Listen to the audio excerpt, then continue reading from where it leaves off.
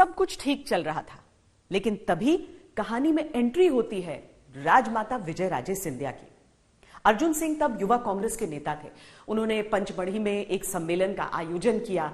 वहां पर मिश्र भी आए और भाषण देते हुए, लोकतंत्र की बात करते हुए उन्होंने राजे रजवाड़ों को जमकर कोसा। राजमाता विजयराजे सिंधिया को यह बातें बिल्कुल पसंद नहीं आई। उन्होंने कांग्रेस से नाता तोड़ा और जनसंघ से नाता जोड़ लिया।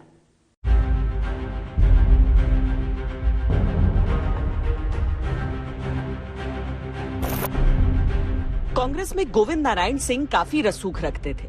वो राजमाता के इशारे पर मिश्र सरकार गिराने को भी तैयार हो गए।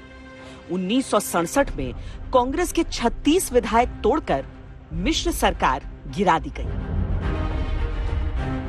और जाकर उन्होंने तय कर लिया कि अब इस आदमी को मुख्यमंत्री नहीं रहने देना है। इसका जो है उसके बाद उन्होंने जो है धीरे से वो जनसंघ में चली गई, जनसंघ को सपोर्ट किया और उनकी सरकार गिरा दी। 36 विधायक तोड़ लिए। तो रिसोर्ट पॉलिटिक्स का दूसरा चैप्टर मध्य प्रदेश में ही लिखा गया। राजमाता इंस्ट्रूमेंटल हो सकती है या वो उनके लिए, गोविंद नारायण सिंह उनके लिए इंस्ट्रूमेंटल हो सकते थे। कहानी यह है कि द्वारका प्रसाद मिश्र गोविंद नारायण सिंह को कम तवज्जो देते थे। जब उनकी मिनिस्ट्री में थे उनको बहुत ज्यादा उनके बने तो वो अर्जुन सिंह को ज्यादा तवज्जो देते थे। तो एक कारण ये भी था, वो एक ईगो प्रॉब्लम बहुत बड़ी थी जिसके कारण उनमें हमेशा टसल बनी रहती थी। गोविंद नारायण सिंह को राजमाता का आशीर्वाद मिला और वो मध्य प्रदेश के नए मुख्यमंत्री बन गए। उनके नेतृत्व में मध्य प्रदेश की पहली गैर कांग्रेसी सरकार बनी। ये संविद सरकार थी जिसमें जनसंघ और प्रजा सोशलिस्ट पार्टी भी शामिल थे।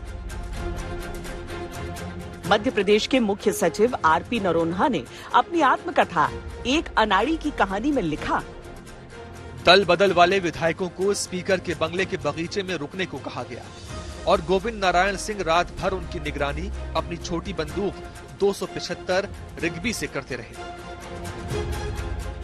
गोविंद सरकार अनिश्चितताओं से घिरी रही और उन पर भ्रष्टाचार के आरोप भी खूब लगे।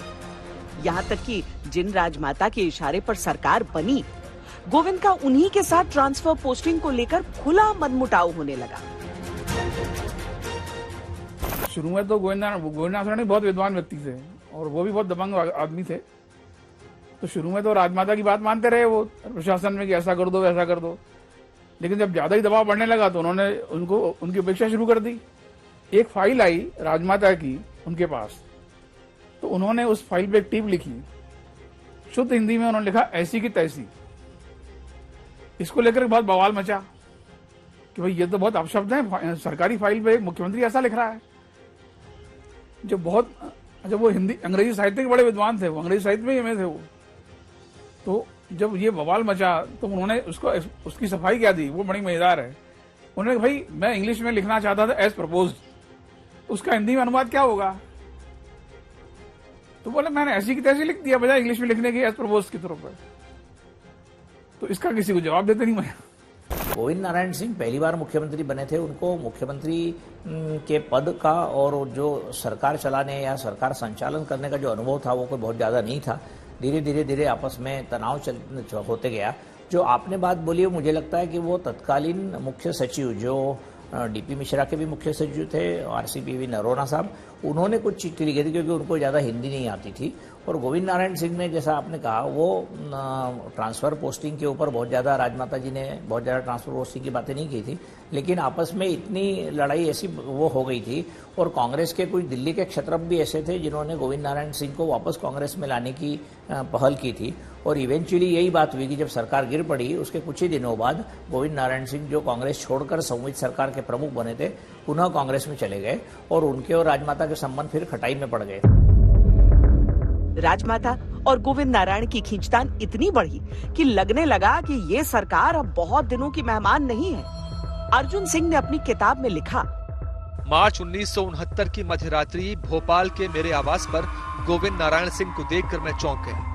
वो पहचाने जाने के डर से मेरे घर देर रात को आए थे। उन्होंने कहा कि वो इस सरकार से तंग आ गए हैं और इस्तीफा देकर वापस कांग्रेस में जाना चाहते हैं।